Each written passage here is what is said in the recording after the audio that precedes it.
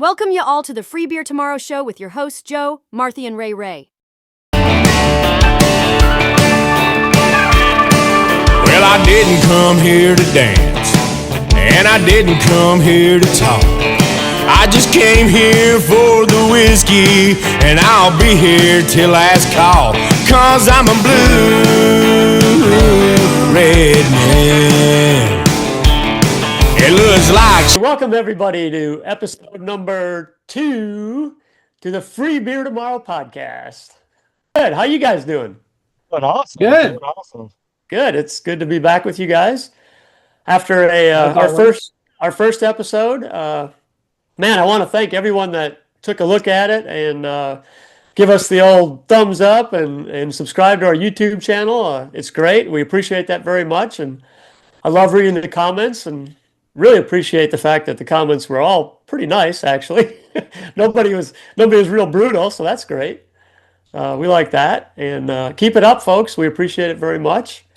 And Ray, looks like you have a little book from last week that we talked about with author Shasho. Yep. Everybody go ahead and pre-order the Liberty Code, right? From Ray Shasho. We had an opportunity to speak with him last week. Awesome conversation, I think, especially from the comments we got and everything, that, hey, people want more UFO, alien, rock and roll content from us. So I think that's what we're going to have to roll with. No, I thought it was great. And I think it's June 1st, right? June 1st is the first pre-order day for the book. So everybody make sure to go on Amazon and pre-order now. Or bookbaby.com. Bookbaby.com, absolutely. There you go. That's what we need. All right. Well, Marthy, what's up with you, brother? Not a whole lot, man. Just recapping last week. Want to thank everybody, as my co-hosts have said, what a phenomenal guest we had in author Sasho last week, and I want to thank him for his time, and what an exciting book. Can't wait till it gets here. As we talked about in the last episode, that's not only a book, but it really should become a movie. Absolutely. Yeah. I don't know how that happens exactly, but with his trailers, and if y'all haven't checked out his page, check it out and look at the trailers for that book. I swear you'll say the same thing. Hey, we got the first interview, so how cool is that? That's quite honestly badass, I think. Right? Exactly. Started here. Yeah. Marcy, what do you got behind you there, buddy? Looking over back of Paris there, kind of keeping it real. Is that where you live? No. Oh, okay. I was just making sure. I didn't know if you might have checked out on us or something. Nope. Okay. What do you got behind you, Joe? Oh, that's a little pit crew competition photo from 2007. And if you look there alongside my head, it would be, let's see, right there.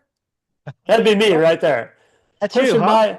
Pushing my butt off right there. That's a good-looking guy right there. Oh, yeah. He's got a big bald spot, but he's a good-looking dude. That was 2007, and I was fortunate enough to be with a team where we won the competition that year. Wow. It took place in Who's driving for you? That was Ryan Newman. Ryan Newman with the Rocket Man Newman, the Alltel Dodge. Mobile One was a great sponsor as well. And I will say that was one of my most fun things I've ever done right there, winning that pit crew competition. It was fun. It's hard to do. It's hard to win. And we got a check that came with it for $70,350, I believe, which I did not get all of it. We did split it up and divide it up, which was great. But the reason I have that picture up there, just recently the All-Star race was ran, the NASCAR All-Star race at North Wilkesboro Speedway, and they had the annual pit crew competition. And these competitions, they change a little bit every year. But what I wanted to let you guys know was that nowadays everything's ranked, right? All the technology they have, they know exactly what each pit stop time is for each driver and all that. Something they didn't have when I was doing it. But anyway, a 32nd place ranked pit crew won the competition.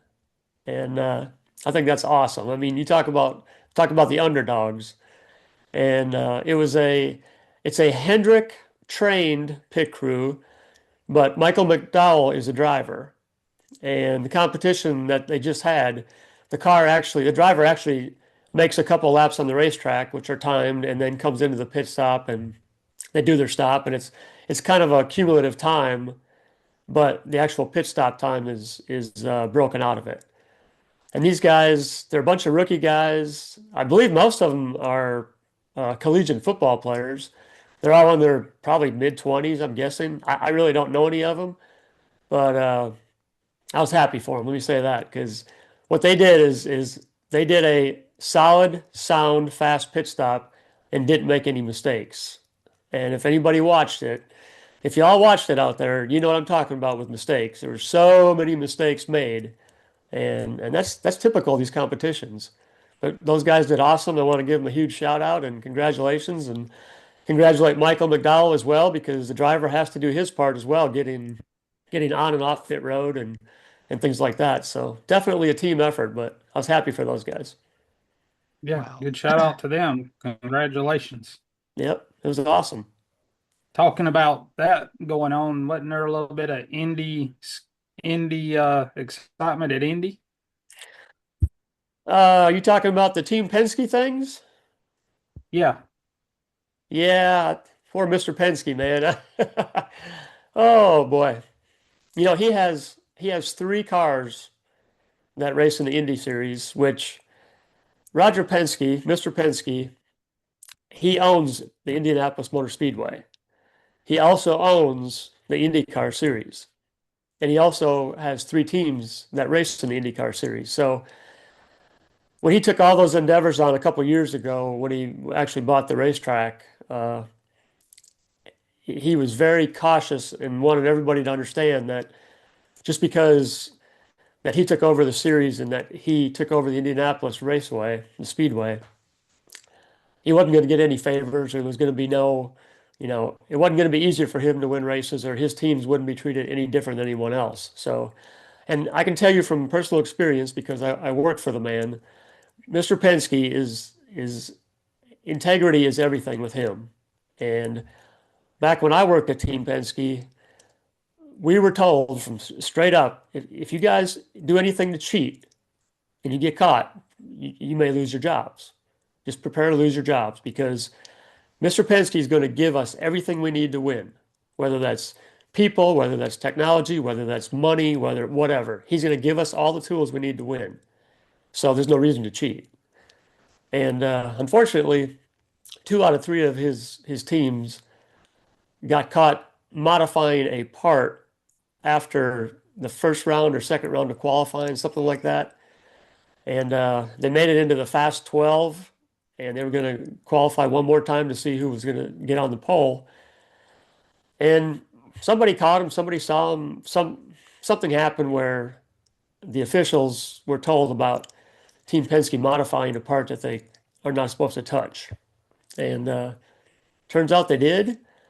Mr. Penske was straight up about it. I watched an interview with him the other day, and he was more humble than I've ever seen that man in my life.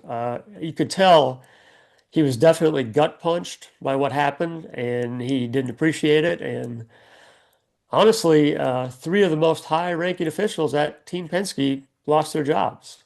So he was very serious about it, and he's put it behind him. He's made his decision with his personnel, and saw another interview the other day where he said, "I'm moving on. I made my decisions, and we have 3 cars in the Indy 500. One starts up towards the front, and the other 2 start in the very back due to the penalty.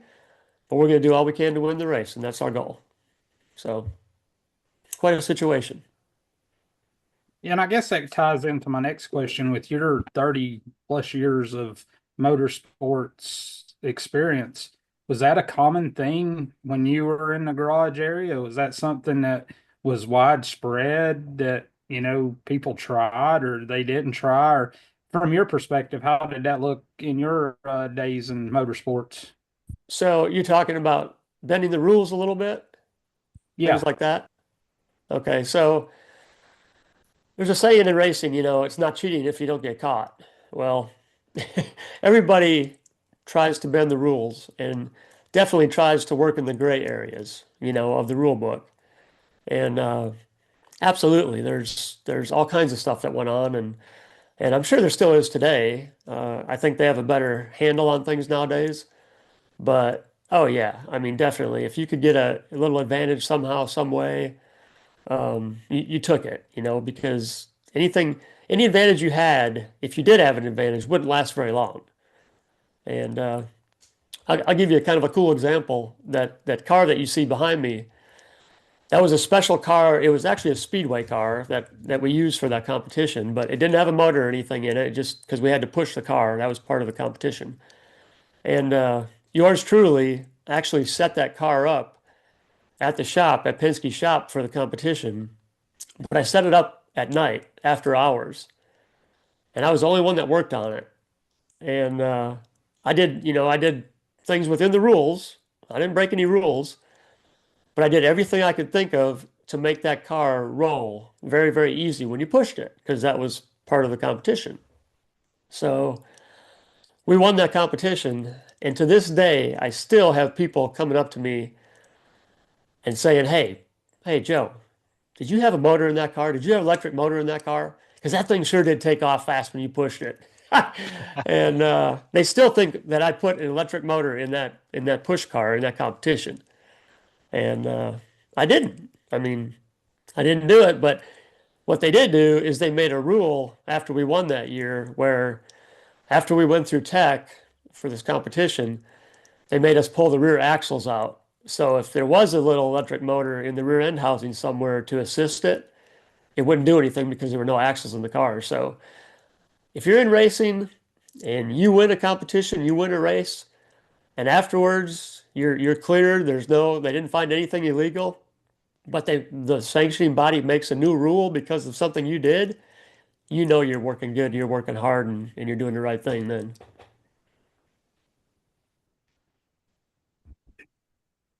That's awesome. Yeah, just to hear, you see this stuff and it goes to your mind, especially after what happened at Indy this past week. And, it's pretty interesting to hear that, to push those limits, but not to go into that gray area, right?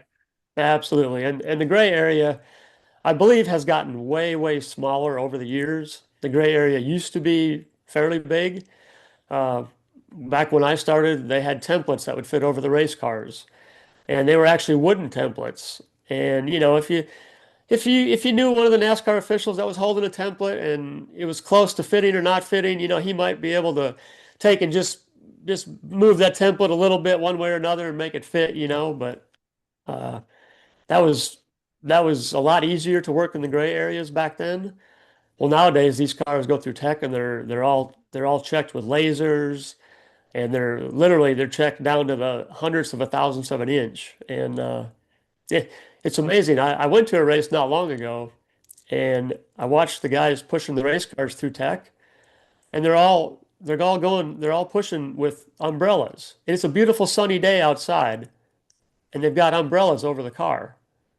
I didn't understand it. I'm like, there's no rain, there's no clouds, what's going on? So I asked one of my old buddies.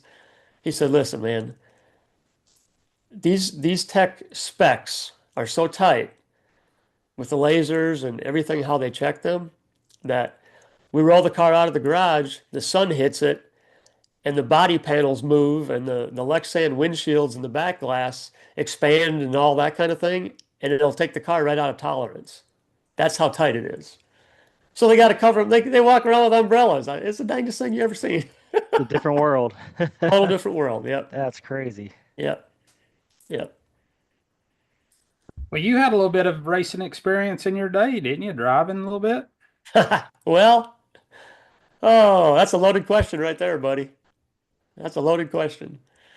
Uh, looks like we might share something here. Yeah, I found this video. Looks like a race you were part of here. Let's see if I can get it to play. All right. Wait, what year is this, Joe?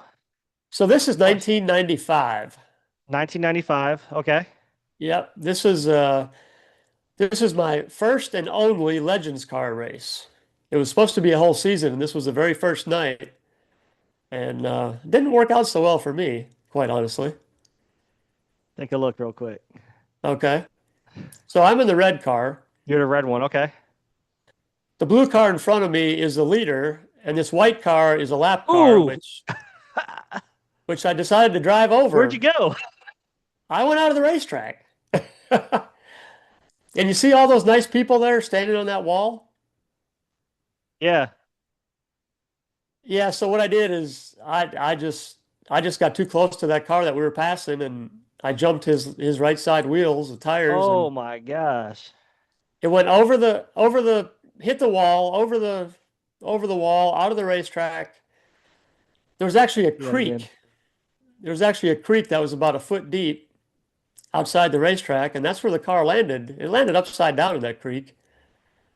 So what And did you hit? That's what I'm trying to look for. What exactly did you hit? Or what happened? so I just got too close to that white car, Okay.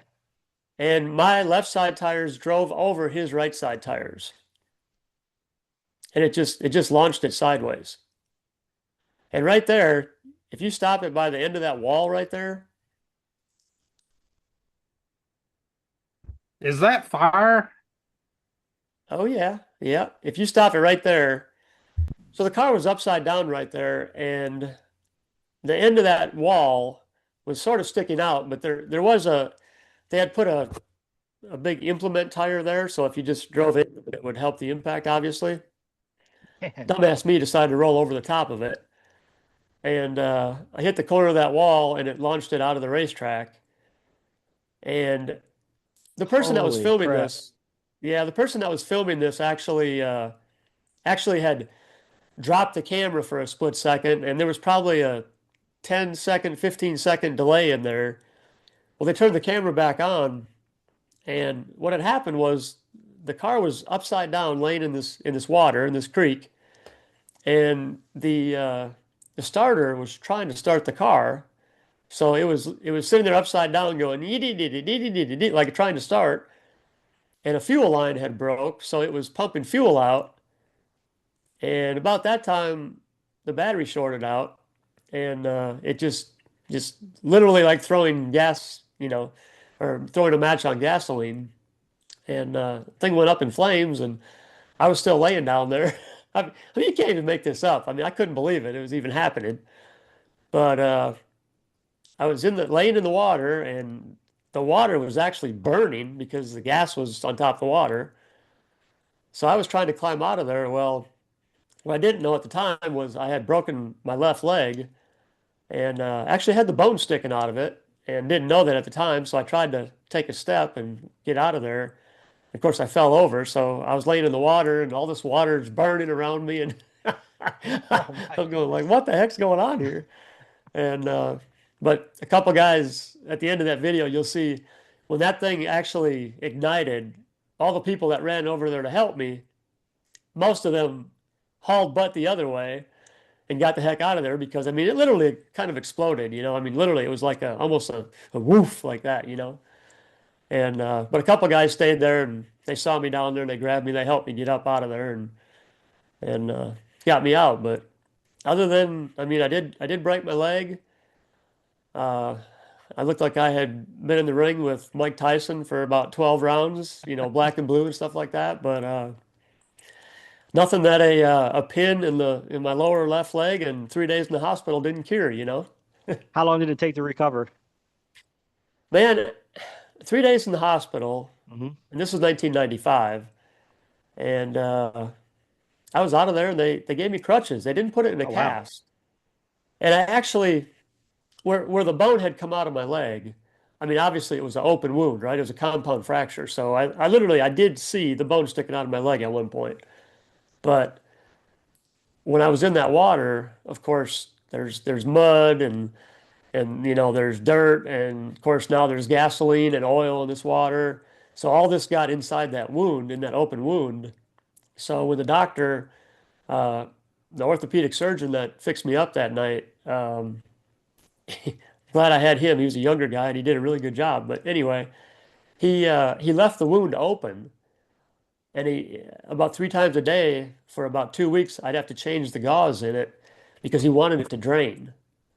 Because he said he tried to clean it out the best he could, but he said it was so full of stuff, things that shouldn't have been in there, that he wanted it to drain. So, and he was scared to death it was going to get infected.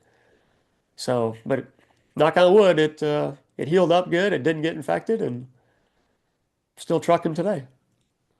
Man, that's awesome. That's crazy. Yeah, and now I'm telling you, this was my very first night of driving that car, and it wasn't even my car, which is really the kicker. It was a friend of mine's car, and the friend of mine actually was the owner of that racetrack. And he called me up one day and he said, "Hey Joe, come on out to the track. I want to show you something. I got something I want you to drive." Well, this was 1995, and this was going to be the first year that he introduced the Legends Car series at this racetrack. So he was trying to get it to promote it, but he didn't want to drive his own car at his own racetrack. So him and I worked out a deal where I could drive it at that track, and he was going to drive it at a different track on a different night. Well, first night I took it out, I did that. So it was quite the experience. But I did win the trophy dash with that car, the first race. I finished second in the heat race that night, and then that was the feature race where I ended up outside the track. So quite an experience. Did you ever do any more racing after that, or? No, no, that was about it. Before that, I did what they called enduro car racing, and I think they still have enduro car races, different parts of the country. But back in those days, man, you could go and buy a $200 car at the junkyard, and as long as it ran, you could go race it. And they would literally put 100, 200 cars on a quarter-mile racetrack, drop the green flag, and the first one to finish 200 laps would win $1,000 or something like that. I mean, it was a lot of fun.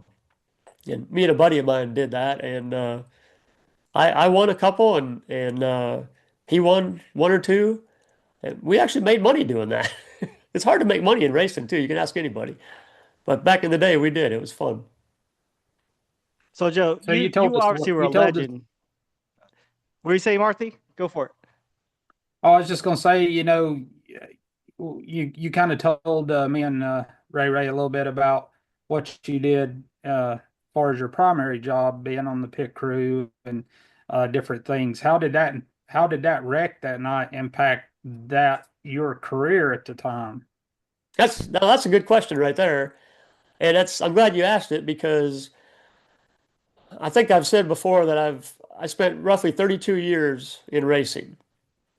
And 32 years, about 6 of those years were on a part-time basis, where I wasn't working full-time for a team, but I would go to the tracks and I would help a team out. And I stayed in touch with teams throughout those 6 years. And that was at 1995, that was in between that 6-year span. So I wasn't actively pitting a race car on a weekly basis back then. Now, I will say that I mentioned they put a pin in my leg, and it was I would say about a 16 or 18-inch stainless steel pin, so the bone would grow back together. And the doctor said I could leave it in. Because I asked him, do I have to take it out? He said, "No, you don't have to take it out. You can leave it in the rest of your life." Okay. Well, about a year after I had it in, my knee was still bothering me a little bit. And I think it was one of the screws, the hardware that he used to secure the pin, one of the screws through the bones in my knee. I think it was touching a nerve or against a nerve or something like that. But regardless, I was also thinking about getting back into racing full time, and also that would include pitting full time. So I went back to the doctor after about a year and a half, and I asked him. I said, "Hey, can we take this thing out?" He said, "Well, why do you want to take it out?" I said, "Well, it kind of bothers me a little bit, but also I'm probably going to start pitting race cars again on a normal basis, and the chances of getting my leg run over at some point are good. It could happen very easily on pit road." So I said, "Unless you're not worried about that with that pin in there." And he said, "Well, problem with that pin is if something would happen and that pin would get bent, the only way to get it out of your leg would be to break the bone around it and get it out. So I said, okay, well, let's schedule to get this little sucker out of here. So we did. He told me I needed to leave it in 2 years. I think it was like almost 2 years to the date that I went back in and just a day surgery thing, and he took it out. So I didn't have it in anymore. So that's a great question, though. So fast forward a little bit, you kind of talked to us about it as well. So when you did go back into full time, who's some of the notable moments for you? What are you most proud of in your racing career? So when I went back full time, I went back with Dave Marcus, and on our last episode we talked about he's the one that gave me my first job in racing, and I was only with him for a year that time, and I moved to the Charlotte area where a lot of the bigger race teams were. Dave Marcus was over in the Asheville area, so moved to the Charlotte area, and I worked for a little bit bigger team, and then that team shut down. They went out of business actually. So I had to find a different team. So I ended up going to the Richard Petty team, Petty Enterprises, and I worked there for a few years. And that's when they made me a rear tire changer because I was, before that, only a front tire changer. And they hired me there, and it was comical because they hired me and they said, all right, well, yeah, we need a rear tire changer. And I said, well, that's great, except I'm not a rear tire changer. I'm a front tire changer. They said, well, we'll teach you how to do it. It's okay. I said, well, why can't I just change front tires? That's what I'm used to doing. That's what I'm good at. Well, no, we already hired a guy, and he's not going to change rear tires. He's only a front tire changer. So we're just going to put you in the back. And I said, okay, well. So anyway, they made me a rear tire changer at Petty Enterprises, and I finished my career changing rear tires then. So that was cool. Working for, the king, Richard Petty. That's really a neat deal. And throughout my career, I ended up with obviously Team Penske and Stewart Haas Racing with Tony Stewart and Gene Haas. And over let's say the last 15 years of my career, I was able to accumulate 10 really nice victory lane type rings, like Super Bowl type rings, championship rings. And actually, that picture competition, that came with one of them. That was my very first one. So yeah, after my 32-year career, I have one ring for each finger, which I'm proud of. I only have 10 fingers, which is good. I don't have any more rings than that, just 10. But yeah, part of winning a Daytona 500 with Ryan Newman, 2008. As the tire changer, which that was really a cool moment. And when I went to Stewart Haas Racing, well, obviously with Ryan Newman, the Rocket Man, we won a lot of races. And gosh, I can't remember how many we won. I know we won 8 races and sat on 11 pole positions in 2003. That was his rookie season. And won the Rookie of the Year that year too. So got to be part of that with him. And went on later on at Stewart Haas Racing. Fast forward, Ryan Newman was driving for Stewart Haas Racing, and we ended up winning. He won the Brickyard 400 at Indianapolis Motor Speedway, at the Speedway, which was very cool. So I have a ring for that. Championship ring with Tony Stewart, championship ring with Kevin Harvick,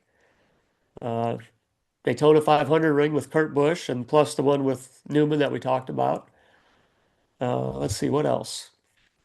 Xfinity Championship ring with Austin Cindric from 2020. And a manufacturer's ring championship with Cole Custer. I believe it was 2018 or 2019, I forget. So I've got to do some really cool things, meet some really neat people, and it's been good.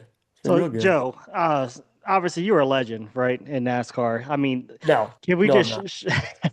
let's just shift real quick and talk about this other legend, okay? Tell me about this. This is what I want to know about. Talking about meeting some really cool people. I mean, what is this all Yeah. about? This Yeah, is so awesome. this was the 2005, I believe, All-Star race at Charlotte Motor Speedway. And that's, of course, me. And in the middle would be Miss Pamela Anderson. And the other guy there, that was my tire carrier. That's Trent. So I worked with him, and we saw Pamela Anderson backstage before they introduced everybody. So we said, hey, man, we got to go get our picture with her. So That's awesome. if you look, it's kind of hard to tell, but in our fire suit top, both of us, Trent and myself, we had Nerf footballs that we were going to throw out to the crowd because they actually introduced the pit crew guys at the All-Star race. So we get to go out on stage in front of everybody when they introduce the driver. But we had Nerf footballs that we were going to throw out to the crowd. Well, we stuffed them in our fire suit, obviously to try to look more like Pamela. And yeah, she was a good sport too. I mean, you could tell she played it up a little bit. We got a good picture, and I've got a lot of mileage out of this picture. I'm pretty proud of it, actually. Man, that's an awesome picture. Yeah, I'm pretty sure it was 2005. Wow. Yeah. Where'd you find that at? That's what I want to know. Hey, I don't know.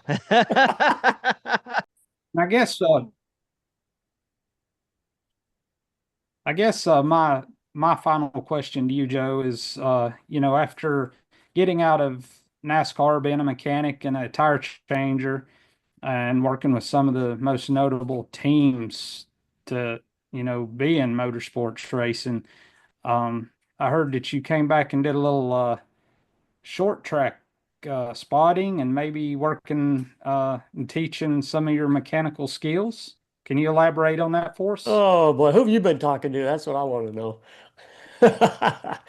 Well, racing is very addictive, right? And it gets in your blood. I mean, really, it does. And yeah, I got out of it, and it's like, man, you know somebody that's got a late model car, and they say, hey, man, you want to come to the racetrack and help out or whatever? And it's like, you know what? Yeah, let's get the old competitive racing juices flowing again. And so yeah, I actually, you're correct. I did do a little bit of work with a late model team and a little bit of mechanical work and helping them out. And yes, I did get up on the roof and do a little bit of spotting for the driver. And I'm telling you, that's way more nerve-wracking than changing a tire for me. That's spotting because I mean, literally, you could wreck the person you're spotting for plus anybody else in the race, right? So very nerve-wracking. I have a whole new respect for what the spotters do. But yeah, that was kind of short-lived. I only did it a couple times, and the driver that I was spotting for the last time I did it got a little aggressive and wrecked somebody, and then they wrecked him back, and then they wrecked each other again, and it got into I don't want to say a big brawl down in the pit area, but there was a lot of local police officers involved, keeping people separated, and may have been some people in some handcuffs and this and that. I was not one of them, but my skinny butt's up on top of this roof with all these other spotters that are a lot bigger than me, a lot of them, and they come over by me asking me about my driver wrecking this guy and that guy. I'm like, dude, I'm not driving the car. What are you talking about? But yeah, I'm glad they didn't throw me off the roof that night. So haven't really done anything since then. Just kind of chilled out and sit back and enjoy watching the races now instead of actually participating. That's a good question. Well, Joe, I'm about to share your mugshot if you're cool with that. 1 second. A mugshot. You ready for it? I'm ready. Just Bring joking. Hey, if I pull that one off, that would be awesome. That would be great. Do you get it off the post office wall? Yeah, and maybe our next episode. Yeah, Hey, there you go. thanks for being the spotlight of this episode, Joe. Hey, we didn't know it was going to go that way, but everybody gets to know who the true Joe is now. So awesome to boy. see. Yeah, it was fun. Yeah, absolutely. Thank you, Marthy. Hey, we got a lot of great content coming out, you guys. Please make sure you subscribe. Hey, click that like button, follow us. We're going to have some new hosts come in shortly too with us. Again, hey, don't forget about the Liberty Code. Make sure pre-order it now. June 1st it launches. And yeah, everybody make sure you follow us, okay? And can I throw in our great intro and exit music by Jason Passmore? Jason Passmore. I'm telling you, man. Yes, sir. That guy rocks. JasonPassmore.com. Check him out, people. I'm going to be seeing him soon in Pigeon Forge, so I'm looking forward to it. Awesome. All right, guys.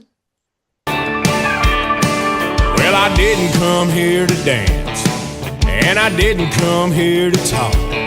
I just came here for the whiskey, and I'll be here till last call. 'Cause I'm a blue red man. It looks like she's gone for good. Said something about Hollywood. Well, she's a white hot property. Well, what the hell was she doing